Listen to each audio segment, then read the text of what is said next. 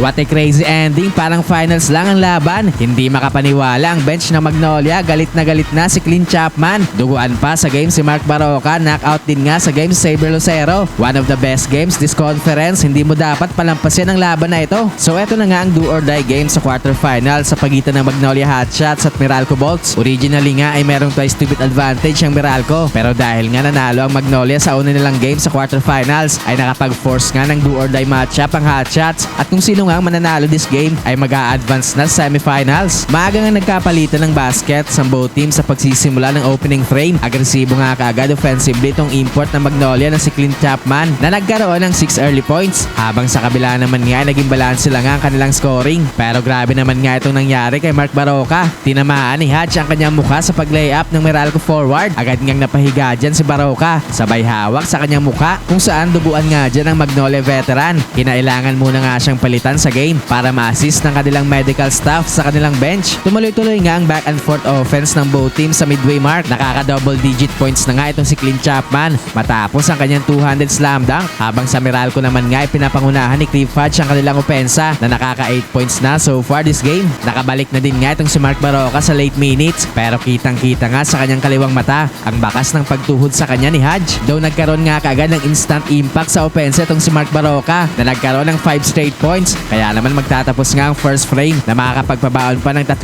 puntos na kalamangan ng Magnolia, 22-19. Second quarter ay unti-unti na nagkakaroon ng momentum ang Magnolia sa early minutes. 5-0 start para magkaroon ng 8-point lead sa Meralco Bolts. Umiinit na nga sa kanilang opensa itong si Mark Barroca na nakaka 8 points na so far this game. Nagkakaroon naman nga ng counter itong Meralco Bolts, pero hindi nga nila ma-maintain ang kanilang mga small runs. Patuloy nga ang pagkontrol ng Magnolia sa midway mark. Gandang bounce pass ba dito ni Mark Barroca papunta kay Saber Lucero na nagkakat sa baseline for the 100 throwdown. Doon sa late minutes nga ay dito na nagkaroon ng run ng Meralco Bolts. Nagkaroon nga ng 8-2 ng Bolts papatapos ang quarter para ibaba sa 3 puntos ang kalamangan ng Magnolia going to the halftime break, 47-44. Third quarter ay palitan na nga ulit ng baskets ang dalawang kupunan sa first few minutes. Panibagong biktima sa Meralco Bolts, napahandusay na lang nga sa hig itong si Saber Lucero matapos siyang tamaan ng siko ni Newsome sa kanyang jaw. Tagal ngang inindayan ng Magnolia star, at after nga niya makatayo ay kitang-kita nga ang pamumula sa kanyang panga. Naging dikdikan na nga itong labanan ng both teams sa midway mark. Patuloy nga dyan ang mainit na opensa ni Mark Barroca na nagkaroon pa ng back-to-back 3-pointers. Hindi naman makapaniwala itong buong bench na Magnolia Hotshots sa tinawag na offensive foul kay sanggalang ng mga referee. Challenge naman nga yan ng Magnolia, pero hindi nga ito naging successful. Pero lamang pa rin nga ng 2 points ang Magnolia Hotshots after ng third frame, 72-70. Fourth and final quarter ay dikdikan na nga dito ang labanan ng both teams. Naging back and forth nga ulit ang kanilang opensa, kung saan madalas nga magpalitan ng lamang ang dalawang kupunan.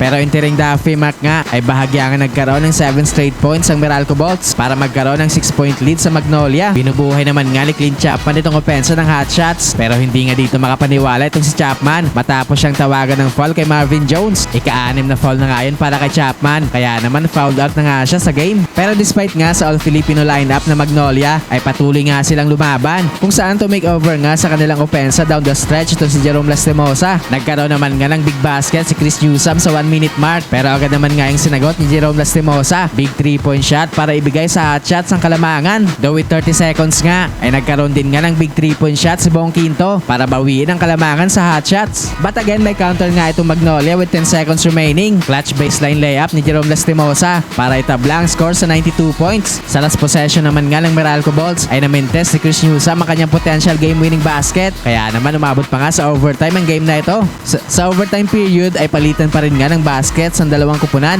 Patuloy nga itong mainit na opensa ni Bong Quinto at Jerome Lastimosa. 1-minute mark ay tabla nga sa 100 points ang score ng both teams. Though with 37 seconds nga ay nagkaroon nga ulit ng big basket itong si Bong Quinto para bigyan ng 2 puntos na kalamangan ng Meralco Bolts. Pero after nga niyan ay na-foul nga ulit si Jerome Lastimosa sa kanyang shot attempt. Nabigyan nga ng 2 free throws si Lastimosa. Though isang free throw lang nga dyan ang kanyang naipasok, kaya lamang pa rin nga ng 1 puntos ang Bolts. Sa remaining seconds nga ay nag-foul game na nga itong Magnolia Hotshots dahil wala ng shot clock. Nagkaroon nga ng 4 points itong Meralco Bolts with under 10 seconds. Hindi na nga dyan nakabawi pa ang Magnolia, kaya naman sa huli nga ay panalo ang Meralco Bolts.